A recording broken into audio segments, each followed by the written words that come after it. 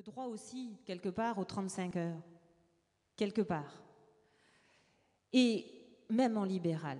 Et moi, j'ai vu les étudiants évoluer, le corps se féminiser et de façon très importante, puisqu'on a 60%, je crois, des étudiants actuellement qui sont des femmes en médecine en France.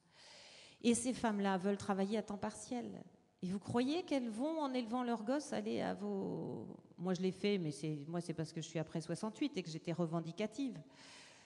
Elles n'ont plus ce problème-là. Et les hommes non plus. Donc, attention, il faut tenir compte de l'évolution de la société complètement et revoir justement les compétences. Pourquoi les médecins ne sont pas non plus disponibles pour aller à vos réunions fort intéressantes et au travail en réseau? Parce qu'ils voient des rhumes et qu'il n'y a pas besoin de médecin pour voir un rhume. Il y a besoin d'une boîte de Kleenex et de sérum physiologique.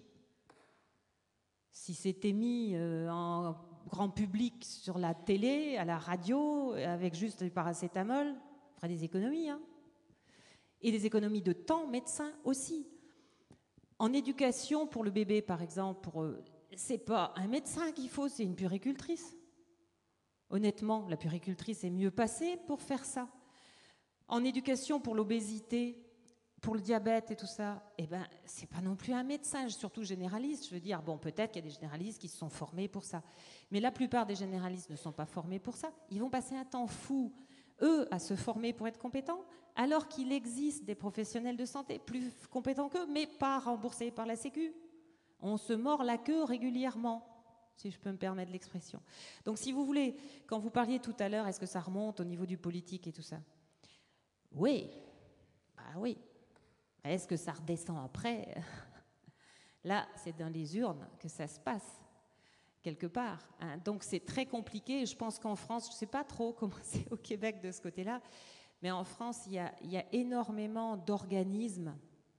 La HAS en est un, hein, bon, et qui défend un petit peu ses prérogatives, son pouvoir, ses capacités. Et donc, après, c'est très compliqué de faire évoluer les choses. Et je pense fondamentalement que c'est en travaillant ensemble, au départ, dans l'optique de l'usager ou du patient, en commun, dans des réseaux, mais il faut qu'ils soient formalisés pour que sur le plan, en fait, indemnisation du temps passé et tout ça, ça soit effectif et que ça roule et que ça soit possible. Et c'est là qu'on fera évoluer les choses. Et c'est souvent de la base que remonteront des tendances et des très positives et dans le bon sens. Et il faut pas attendre des décideurs, ça, je crois pas. Donc c'est à nous, quelque part, de montrer ce qu'on peut faire. Et donc là, ça demande un encadrement, que ce soit au niveau de la recherche. Et il y a des recherches-actions, d'ailleurs j'ai oublié de le dire, mais qui peuvent très bien valider l'évaluation des pratiques professionnelles. Hein, il n'y a pas de souci. Hein, de ceux qui y participent en tant que recherche-action. Enfin bon, j'espère donc que ça évoluera dans le bon sens. Et qu'on se trouvera tous ensemble, médecins et non-médecins, pour discuter de certains cas. Mais on l'a dans les ateliers ici aussi. Le pass cet après-midi montrait bien que les médecins ne peuvent pas agir tout seuls.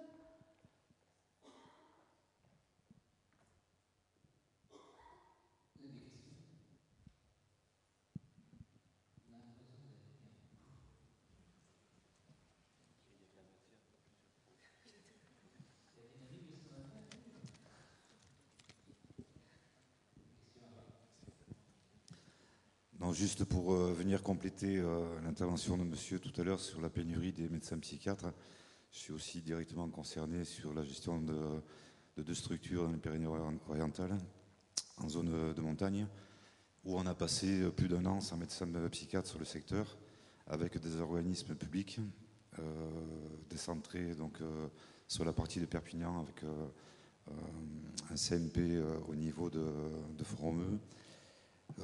En paradoxe, on parle de l'évaluation de nos pratiques. Il me semble que là, il y a vraiment un écart qui est important en termes de qualité d'accompagnement par rapport à l'usager, dès l'instant où on laisse faire de telles pratiques. Voilà.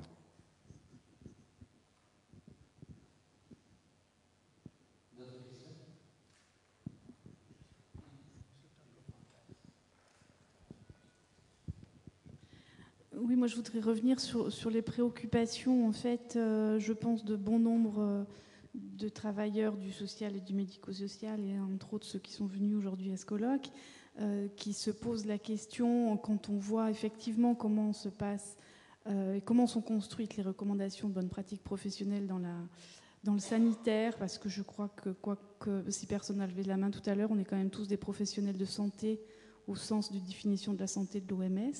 Mais je pense qu'il y a des recommandations de bonnes pratiques professionnelles qui se font avec une certaine méthodologie dans le sanitaire, avec les conférences de consensus, etc.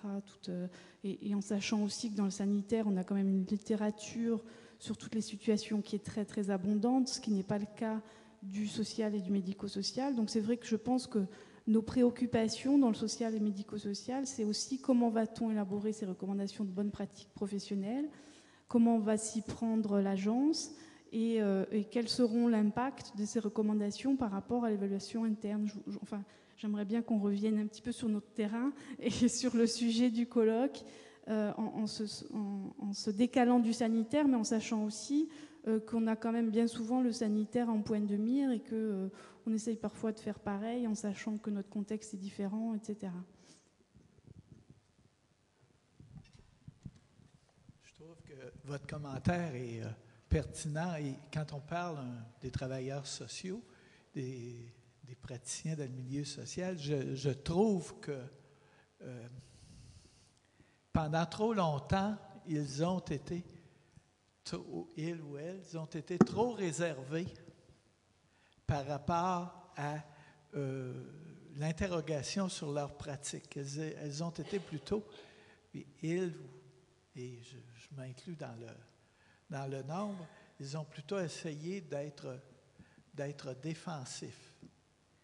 Il y avait probablement raison, mais depuis quelques années, en tous les cas au Québec, je constate qu'il y a un nouvel éveil à dire quand même on fait quelque chose et faut le manifester, faut l'expliquer et il faut peut-être même avant de l'expliquer le comprendre mieux. Ce matin, je parlais qu'on était dans un domaine relativement mou et que la notion de cause à effet est loin d'être claire. On a beaucoup plus des considérations environnementales, des considérations d'association, de corrélation entre les événements et on a besoin de montrer que ce qui se présente à certains moments vaut la peine. Et ça, je pense que c'est une réalité que plusieurs travailleuses, travailleurs sociaux ont depuis un certain temps. Et là-dessus, sur le terrain de la pratique, c'est un peu notre rôle. Et je trouve intéressant l'intervention. J'aurais tendance à dire que le fait que pour être travailleuse sociale ou travailleur social au Québec, il faille faire des études universitaires, amène bien sûr à développer davantage une approche réflexive, critique, et à travers le travail que fait André, par exemple, dans la publication Intervention, mais ailleurs aussi dans d'autres revues. Il y a donc une production de savoir, il y a un aller-retour, et c'est pas juste par rapport au travail social, c'est vrai en psychoéducation, c'est vrai dans plein d'autres criminaux.